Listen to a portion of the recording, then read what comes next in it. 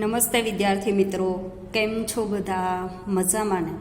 તો ચાલો આજે આપણે ભણીશું અંગ્રેજી. તો સૌપ્રથમ બધા અંગ્રેજીનો લીથો કાઢી લેશે અને આપણે અત્યારે અંગ્રેજીમાં આપણે પહેલા પેજથી જ આપણે રિપીટ કરીએ છીએ. તો આજે આપણે પેજ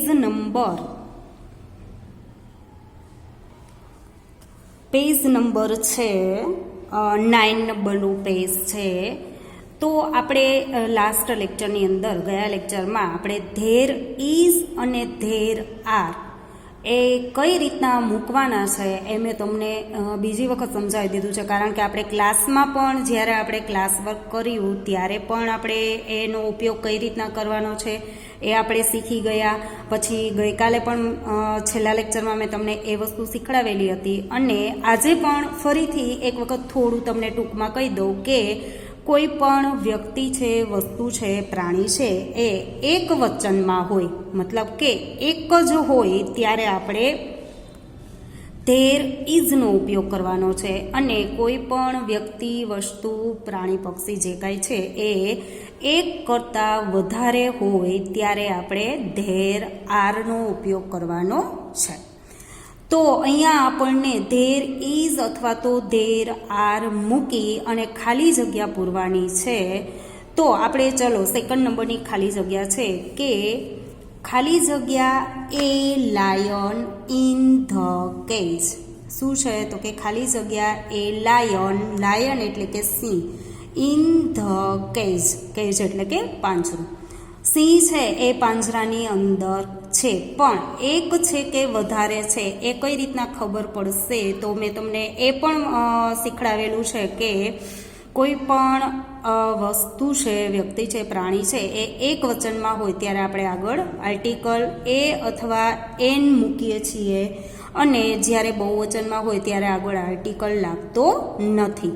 તો અહીંયા આપણે જોઈ શકીએ છીએ કે લાયન છે એમની આગળ આર્ટિકલ પણ છે અને જે શબ્દ હોય, જે સ્પેલિંગ હોય એમની પાછળ એસ છે કે ઈએસ છે કે વીએસ એવું લગાવીને બહુવચન પણ કરેલ નથી. મતલબ અહીંયા એક જ સિંહ છે એટલે અહીંયા બીજી ખાલી જગ્યામાં આવશે there is A lion in the cage. Mostly તો તમારે બધાને લખાઈ જ ગયું છે, છતાં પણ બધા ચેક કરતા જ હશે કે ઉતાવળમાં આપણે ક્યાંય ભૂલ કરી હોય તો એ તમે લોકો સુધારી લેજો. હવે ત્યાર પછી ત્રીજી ખાલી જગ્યા છે કે ખાલી જગ્યા એ વેલ, WELL, વેલ એટલે કૂવો. શું થાય? વેલ એટલે કૂવો. નિયર ધ હાઉસ, નિયર એટલે નજીક, હાઉસ એટલે ઘર. કૂવો છે એ ઘરની નજીક છે, ઘરની પાસે છે. એ વેલ નિયર ધ હાઉસ. હવે કૂવો છે એ એક છે કે એક વધારે છે, એક કરતાં વધારે છે એવું આપણે જાણવા માટે મેં તમને હમણાં કીધું કે આપણે પહેલાં સ્પેલિંગ જોવાનો અને આગળ આર્ટિકલ જે મૂકેલ હોય છે કે નહીં એ વસ્તુ આપણે જોવાનું છે. તો વેલ છે એમની આગળ આર્ટિકલ એ મૂકવામાં આવેલ છે, મતલબ કે કૂવો છે એ એક જ છે, જે ઘરની નજીકમાં કૂવો છે એ એક છે, મતલબ કે એક વચનમાં છે એટલે અહીંયા આવશે ધેર ઇઝ. શું આવશે? તો કે there is A well near the house. પછી ચોથી ખાલી જગ્યા છે કે ખાલી જગ્યા બેન્ચીસ ઇન ધ ક્લાસરૂમ. ખાલી જગ્યા benches in the classroom. Benches, બેન્ચનો સ્પેલિંગ BENCH થાય, પણ અહીંયા બેન્ચીસ છેલ્લે ES લગાડવામાં આવેલ છે, મતલબ કે એક બેન્ચ નથી પણ એક કરતાં વધારે બેન્ચ છે એટલે. અને જો આગળ આર્ટિકલ પણ નથી, એ કે એન પણ લગાડવામાં આવેલ નથી, કારણ કે બેન્ચીસ એક નહીં પણ એક કરતાં વધારે બેન્ચની વાત થાય છે એટલા માટે આગળ આર્ટિકલ આવશે નહીં. તો આગળ આપણે શું મૂકીશું ચોથી ખાલી જગ્યામાં? તો કે ધેર આર. શું આવશે? There are. There are benches in the classroom. હવે પાંચમી ખાલી જગ્યા છે કે ખાલી જગ્યા શું છે? લેટર્સ. હા, ખાલી જગ્યા લેટર્સ ઇન ધ બેગ. ખાલી જગ્યા લેટર્સ ઇન ધ બેગ એટલે કે થેલાની અંદર પત્રો છે, પણ કેટલા છે? એક છે કે એક કરતાં વધારે છે? તો કે આગળ આર્ટિકલ પણ લગાડવામાં આવેલ નથી અને લેટર્સના સ્પેલિંગમાં છેલ્લે એસ લગાડવામાં આવેલ છે. જો લેટરનો સ્પેલિંગ LETTER થાય, પણ અહીંયા લેટર્સ મતલબ કે એક કરતાં વધારે પત્રો છે, થેલાની અંદર એક કરતાં વધારે પત્રો છે, એટલે પાંચમી ખાલી જગ્યામાં there are letters in the bag. હવે ત્યાર પછી છઠ્ઠી ખાલી જગ્યા છે કે ખાલી જગ્યા એ ડૉક્ટર ઇન ધ હોસ્પિટલ. દવાખાનામાં ડૉક્ટર છે, પણ એક છે કે એક કરતાં વધારે છે. તો આપણે જોઈએ તો ડૉક્ટરનો જે સ્પેલિંગ છે એ એમની આગળ આર્ટિકલ એ લગાડવામાં આવેલ છે, પ્લસ ડૉક્ટરમાં પાછળ એસ છે એ લગાડવામાં આવેલ નથી. મતલબ કે હોસ્પિટલમાં એક જ ડૉક્ટર છે, એટલા માટે ધેર ઇઝ છઠ્ઠી ખાલી જગ્યામાં આવશે there is A doctor in the hospital. ત્યાર પછી સાતમી ખાલી જગ્યા છે કે ખાલી જગ્યા એપલ્સ ઇન ધ બાસ્કેટ. ખાલી જગ્યા apples in the basket. Apples, જો એપલનો સ્પેલિંગ તો કે APPLE. એપલનો સ્પેલિંગ શું થાય? તો કે APPLE. એપલ એટલે સફરજન, પણ અહીંયા છેલ્લે એસ લગાડવામાં આવેલ છે. એપલના સ્પેલિંગમાં છેલ્લે એસ લગાડવામાં આવેલ છે. ખાલી જગ્યા એપલ્સ ઇન ધ બાસ્કેટ. આગળ આર્ટિકલ પણ નથી અને એપલ્સના સ્પેલિંગમાં છેલ્લે એસ લગાડેલ છે. મતલબ કે બાસ્કેટમાં એક નહીં પણ એક કરતાં વધારે સફરજન છે, એટલે સાતમી ખાલી જગ્યામાં આવશે there are apples in the basket. પછી આઠમી ખાલી જગ્યા છે કે ખાલી જગ્યા એ બોટ ઇન ધ રિવર. ખાલી જગ્યા એ બોટ BOAT, બોટ એટલે કે હોડી, એક જ હોડીની વાત થાય છે. રિવર એટલે નદી, નદીમાં એક હોડી છે. એ બોટ ઇન ધ રિવર, નદીની અંદર એક હોડી છે, એટલે આપણે આઠમી ખાલી જગ્યામાં આવશે ધેર ઇઝ. શું આવશે? તો કે there is a boat in the river. પછી નવમી ખાલી જગ્યા છે કે ખાલી જગ્યા chalks in the box. Chalks in the box એટલે કે જે ચોક છે આપણે બ્લેકબોર્ડમાં લખવા માટે ઉપયોગ કરીએ જે ચોકનો, એ ચોકનો સ્પેલિંગ આપણે જોઈએ તો CHALK. ચોકનો સ્પેલિંગ થશે CHALK, પણ અહીંયા છેલ્લે એસ લગાડવામાં આવેલ છે chalks, CHALKS, chalks in the box. ખોખાની અંદર બોક્સની અંદર ચોક્સ છે, પણ કેટલા છે? તો કે એક કરતાં વધારે છે, એટલે there are chalks in the box. હવે 10મી ખાલી જગ્યા છે કે ખાલી જગ્યા N elephant in the zoo. ખાલી જગ્યા N elephant in the zoo. Zoo એટલે પ્રાણી સંગ્રહાલય, એલિફન્ટ એટલે હાથી, અને આગળ આર્ટિકલ એન મૂકવામાં આવેલ છે. અહીંયા કેમ આર્ટિકલ એ એમની જગ્યાએ એન મૂકવામાં આવેલ છે? તો આપણે આર્ટિકલ એ અને એનનો ઉપયોગ છે એ પણ શીખી ગયા છીએ. તો હું તમને શોર્ટમાં તમને યાદ અપાવી દઉં કે અંગ્રેજીમાં ટોટલ કેટલા સ્વર છે? તો કે 5. કેટલા છે? 5. કયા કયા છે? તો કે AEIOU. કેટલા સ્વર છે? AEIOU. ટોટલ 5 સ્વર છે. હવે એમનાથી જે સ્પેલિંગની શરૂઆત થતી હોય, મતલબ કે સ્પેલિંગનો પહેલો અક્ષર AEIOU થી શરૂ થતો હોય તો આગળ આર્ટિકલ એન આવશે, બાકી બધાની આગળ આર્ટિકલ એ આવશે. તો એલિફન્ટના સ્પેલિંગમાં શરૂઆત છે એ ઈથી થાય છે. સ્પેલિંગની શરૂઆત ઈથી થાય છે, એટલા માટે એન મૂકવામાં આવેલ છે. એટલે N elephant in the zoo, એક જ હાથીની વાત થાય છે અહીંયા. તો ધેર ઇઝ શું આવશે? There is an elephant in the zoo. ત્યાર પછી 11મી ખાલી જગ્યા છે ખાલી જગ્યા a farmer on the field. Field એટલે ખેતર, ફાર્મર એટલે ખેડૂત. એ ફાર્મર, જુઓ આગળ આર્ટિકલ એ મૂકવામાં આવેલ છે, એ ફાર્મર. એક જ ખેડૂતની વાત થાય છે કે જે ખેતર છે, ખેતર ઉપર ખેડૂત છે, પણ કેટલા છે તો કે એક છે, એ ફાર્મર. એટલા માટે ધેર ઇઝ. શું લખવાનું છે બધાએ? There is. જોકે તમે બધાએ લખી લીધું છે, પણ બધાએ ચેક કરતું જવાનું છે અને ફરીથી હું તમને સમજાવું છું, એટલે બધાનું ધ્યાન અહીંયા કે કઈ રીતના આપણે ધેર ઇઝ છે, ધેર આર છે એમનો ઉપયોગ કરવાનો છે. There is a farmer on the field. 12મી ખાલી જગ્યા છે કે ખાલી જગ્યા ટીચર્સ ઇન સ્કૂલ. સ્કૂલ એટલે કે શાળા, ટીચર્સ એટલે શિક્ષકો. અહીંયા ટીચરનું સ્પેલિંગ આપણે જોઈએ તો TEACHER થાય, પણ છેલ્લે એસ લગાડવામાં આવેલ છે, ટીચર્સ. ટીચર્સ ઇન સ્કૂલ મતલબ કે એક કરતાં વધારે ટીચરની, શિક્ષકની વાત થાય છે, એટલે ધેર આર.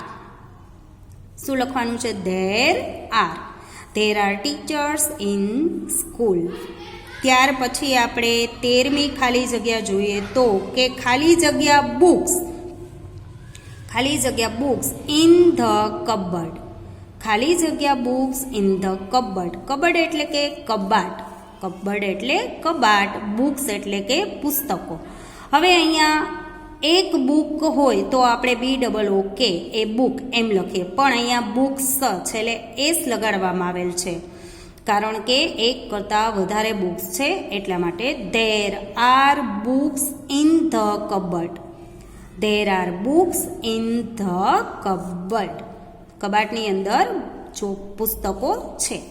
ત્યાર પછી 14મી ખાલી જગ્યા છે કે ખાલી જગ્યા એ ક્લોક.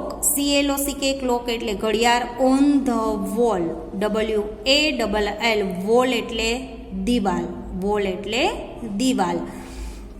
ખાલી જગ્યા એ ક્લોક ઓન ધ વોલ. દિવાલ ઉપર એ ક્લોક, એક જ ઘડિયાળની વાત થાય છે. આગળ એ લગાડવામાં આવેલ છે અને CLOCK ક્લોક. ક્લોક એટલે કે ઘડિયાળ. એ ક્લોક ઓન ધ વોલ. દિવાલ ઉપર ઘડિયાળ છે, એક જ છે એટલા માટે there is. There is A clock on the wall. અને હવે 15 નંબરની જે આપણી લાસ્ટ છેલ્લી ખાલી જગ્યા છે કે ખાલી જગ્યા ગ્લાસીસ. ખાલી જગ્યા glasses on the table. Table ઉપર ગ્લાસ એટલે કે પ્યાલાઓ છે, કેટલા છે? તો ગ્લાસનો આપણે સ્પેલિંગ જોઈએ તો GLASS થાય, પણ છેલ્લે ES લગાડવામાં આવેલ છે. હવે તમને બધાને ફરીથી યાદ કરાવી દઉં, જો કે તમે આપણે શીખી જ લીધું છે કે આપણે બહુવચન કરવું હોય ત્યારે એસ છે, ES લગાડવામાં આવે છે. બહુવચન કરતી વખતે VES લગાડવામાં આવે છે. એ કઈ રીતના નક્કી કરવાનું કે અહીંયા એસ આવશે કે ES આવશે કે VES આવશે? તો મેં તમને કીધું હતું કે જે સ્પેલિંગ હોય એમનો છેલ્લો જે શબ્દ છે એ SSSCHSH અથવા O હોય. છેલ્લો અક્ષર છે એ SSSCHES અથવા તો ES નહીં પણ X અને O હોય તો છેલ્લે આપણે ES લગાડવામાં આવે છે. તો જો ગ્લાસના સ્પેલિંગમાં છેલ્લે SS આવે છે, એટલા માટે એમનું બહુવચન કરવા માટે ES ગ્લાસીસ. તો ધેર આર શું આવશે ખાલી જગ્યામાં? There are. એક કરતાં વધારે ગ્લાસની વાત થાય છે એટલા માટે. There R glasses on the table. તો આ રીતના જે 15 ખાલી જગ્યા છે એ તમારે બધાએ વ્યવસ્થિત એક પણ ભૂલ પડવી જોઈએ નહીં. હવે ત્યાર પછી એક્ટિવિટી નંબર 7 આપણે જોઈએ તો ઉદાહરણ પ્રમાણે આપેલા શબ્દ સાથે ધેર ઇઝ ધેર આરનો ઉપયોગ કરી અને વાક્ય લખવાનું છે. અહીંયા પણ આપણે જે ધેર ઇઝ અને ધેર આરનો ઉપયોગ શીખ્યા એ ઉપરથી આપણે પેલી એક્ટિવિટી કરેલી કે ખાલી જગ્યામાં ધેર ઇઝ અથવા ધેર આરનો ઉપયોગ કરવાનો.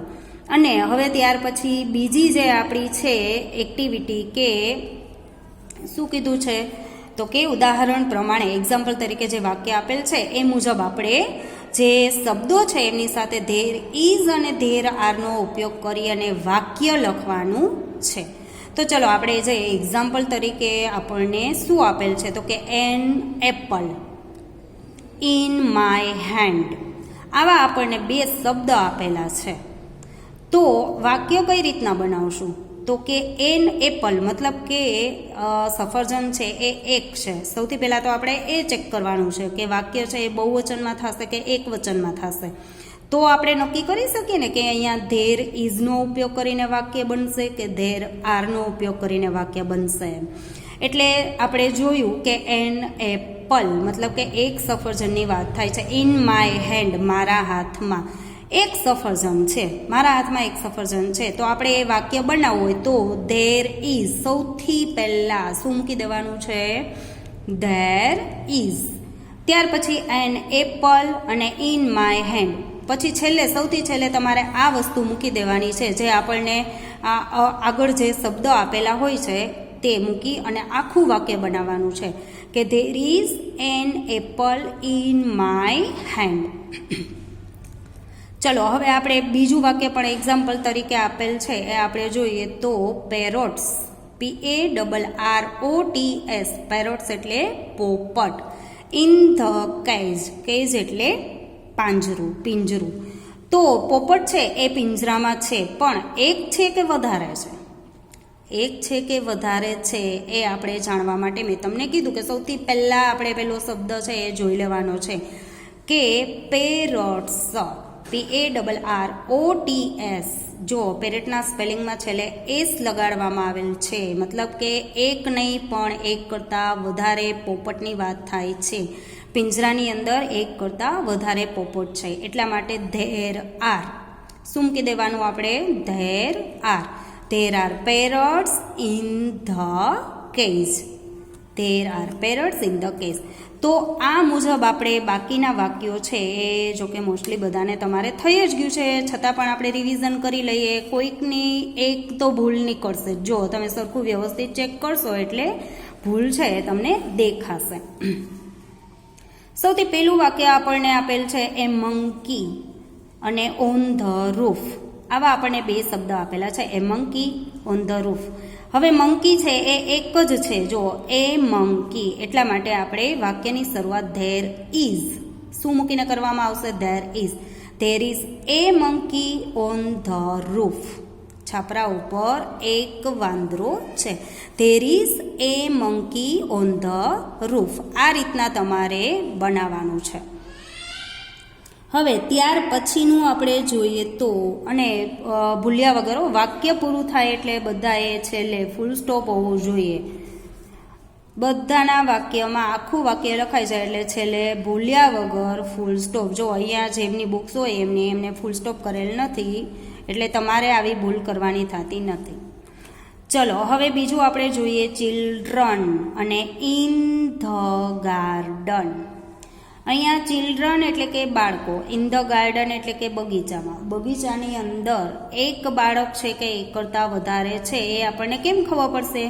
તો આ સ્પેલિંગ પણ મેં તમને કરાવેલ છે કે અમુક સ્પેલિંગ એવા હશે કે જેમની પાછળ એસ કે ઈએસ લગાડવાથી બહુવચન નહીં થાય, એમનો અલગ જ સ્પેલિંગ થશે. એવા મેં તમને કેટલા સ્પેલિંગ અમુક સ્પેલિંગ કરાવેલા છે કે જો એમાંનો એક સ્પેલિંગ આપણે અત્યારે અહીંયા આવી ગયો છે કે એક બાળક હોય તો આપણે ચાઇલ્ડ શું લખીએ ચાઇલ્ડ, CHILD. એક બાળક હોય તો આપણે ચાઇલ્ડ લખીએ, પણ ચાઇલ્ડનું બહુવચન કરીએ તો ચિલ્ડ્રન શું થશે ચિલ્ડ્રન, CHILDREN. ચિલ્ડ્રન એટલે બાળકો. એક બાળક હોય તો આપણે ચાઇલ્ડ લખીએ, એક કરતાં વધારે હોય તો ચિલ્ડ્રન. એવા આપણે અમુક સ્પેલિંગ છે મેં તમને કરાવેલા કે મેન છે, વુમેન છે, એમાં MAN તો એમનું બહુવચન MEN. પછી વુમન WOMAN તો એમનું બહુવચન WOMEN. પછી ચાઇલ્ડ છે તો ચિલ્ડ્રન, ફીટ છે તો ફૂટ. એવા આપણે ઘણા બધા સ્પેલિંગ છે, તમને બધાને યાદ જ હશે, આપણે કરેલા છે. તો બીજું જે વાક્ય છે એ તમારે ધેર આર શું લખવાનું રહેશે બધાએ? There are children in the garden. There are children in the garden. પછી છેલ્લે ફૂલ સ્ટોપ. ચલો બધાએ ચેક કરી જ લીધું હશે, લખેલ તો છે એટલે તમારે કાંઈ વાર નહીં લાગે. ચલો ત્યાર પછી ત્રીજા નંબરનું આપણે જોઈએ તો કે એ રેટ કેટ છે. A cat near the door. શું છે તો કે નિયર ધ ડોર. ડોર એટલે કે દરવાજો, કેટ એટલે બિલાડી. તો એ કેટ એક જ બિલાડીની વાત થાય છે. અહીંયા એક જ બિલાડી છે. A cat near the door એક જ છે એટલા માટે ધેર ઇઝ. શું મૂકવાનું છે? There is A cat near the door. There is A cat near the door. પછી આપણે ચોથું જોઈએ તો postman in the post office. Postman in the post office. હવે જો પોસ્ટમેનના સ્પેલિંગમાં મેં તમને હમણાં જ કીધું કે મેનનું બહુવચન, મેનનો સ્પેલિંગ MAN, પણ એમનું બહુવચન તો કે MEN એ છે, એમની જગ્યાએ E આવશે. છેલ્લે એસ કે ES કે VES એવું લગાડવાથી નહીં થાય. એટલે પોસ્ટમેન. જો અહીંયા એક માણસ નથી, એક ટપાલીની વાત નથી થતી, પણ એક કરતાં વધારે ટપાલીની વાત થાય છે. એટલે પોસ્ટમેન એટલે આપણે આગળ લખવાનું થશે ધેર આર. અહીંયા રોંગ છે પોસ્ટમેનમાં, અહીંયા તમારે ધેર આર કરવાનું છે. શું કરવાનું છે? આર.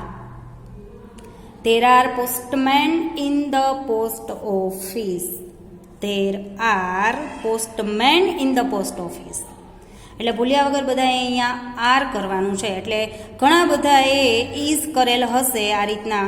આ પણ કોઈક સ્ટુડન્ટનું છે એટલા માટે હું તમને કહી શકું છું કે ઘણા બધાએ ઇઝ કરેલ હશે, તો એ બધા સુધારી લેશે. ઇઝની જગ્યાએ આર કરવાનું છે. There are postmen in the post office. ત્યાર પછી a driver, DRIVER, driver in the bus. A driver in the bus. હવે અહીંયા ડ્રાઈવર છે એ એક ડ્રાઈવરની વાત થાય છે કે એક કરતાં વધારે ડ્રાઈવરની વાત થાય છે. તો આપણે જોઈ શકીએ છીએ આગળ એ લગાડેલ છે, એ ડ્રાઈવર. એટલા માટે there is A driver in the bus. There is a driver in the bus. ત્યાર પછી છઠ્ઠું છે કે books in the cupboard. Cupboard એટલે કે કબાટ. બુક્સ, અહીંયા બુક છે એ એક નથી, તમે જોઈ શકો છો એક કરતાં વધારે છે, કારણ કે બુકના સ્પેલિંગની પાછળ એસ લગાડવામાં આવેલ છે. બુક્સ ઇન ધ કબર્ડ એટલે there are books in the cupboard. There are books in the cupboard એટલે કે કબાટ. ત્યાર પછી છે a cat under the table. A cat એટલે કે બિલાડી, અંડર ધ ટેબલ. તો બિલાડી છે એ એક જ છે, કારણ કે આપણે જોઈ શકીએ છીએ એ કેટ આગળ આર્ટિકલ એ લગાડવામાં આવેલ છે અને કેટનો સ્પેલિંગ પણ એમ જ છે, CAT. એટલે એ કેટ અંડર ધ ટેબલ. તો ધેર ઇઝ આગળ શું લખવાનું છે વાક્યમાં? There is A cat under the table. અને વાક્ય પૂરું થાય એટલે ફૂલ સ્ટોપ, ભૂલ્યા વગર. તો આ રીતના આપણે બધાએ ધેર ઇઝ અને ધેર આરનો ઉપયોગ કરવાનો છે. તો આપણે ધેર ઇઝ ધેર આરનો ઉપયોગ બીજી વખત શીખી ગયા છીએ. આપણી પાસે હજુ ટાઈમ છે એટલા માટે આપણે એક વખત રિપીટ કરી લીધું, જેથી કોઈ પાછળ રહી ગયા હોય તો એ પણ આપણી સાથે આગળના જે ચેપ્ટર હોય એમાં એ લોકો પણ આપણી સાથે રહી શકે એટલા માટે. તો મેં તમને બધાને હોમવર્ક આપેલું હતું, એ તમે લોકોએ બધાએ વ્યવસ્થિત હોમવર્ક કરી જ લીધેલું હશે. મને ખબર છે તમે બધાએ હોમવર્ક છે તો વ્યવસ્થિત કરીને આવો જ છો એટલા માટે. તો આજે આપણે હોમવર્કમાં શું કરીશું? તો હું તમને એક હોમવર્ક આપું છું. એ તમારે બધાએ નોટબુક્સની અંદર ઉપર HW લખવાનું, પછી આજની ડેટ લખવાની, અને પછી એ હોમવર્ક જે આપેલ હોય એ તમારે લખવાનું. ડેટ ભૂલ્યા વગર બધાએ લખવાની છે, કારણ કે તો જ ખ્યાલ આવે કે આ કઈ તારીખનું હોમવર્ક છે એમ. તો આપણે હોમવર્કમાં બધા લોકો કલર્સના સ્પેલિંગ ઉચ્ચાર અને અર્થ છે એ એક જ વાર લખવાનું છે, પણ સ્પેલિંગ બધાએ વ્યવસ્થિત પાકા કરવાના છે. કલર્સના સ્પેલિંગ ઉચ્ચાર અર્થ, જેટલા કલર્સ છે brown, black, white, red, green, એ બધાના સ્પેલિંગ ઉચ્ચાર અને અર્થની સાથે બધાએ પાકા કરવાના છે સાથે સાથે. તો બસ આજના લેક્ચરમાં આપણે આટલું કરીશું. ફરી મળીશું નેક્સ્ટ લેક્ચરમાં. Thank you.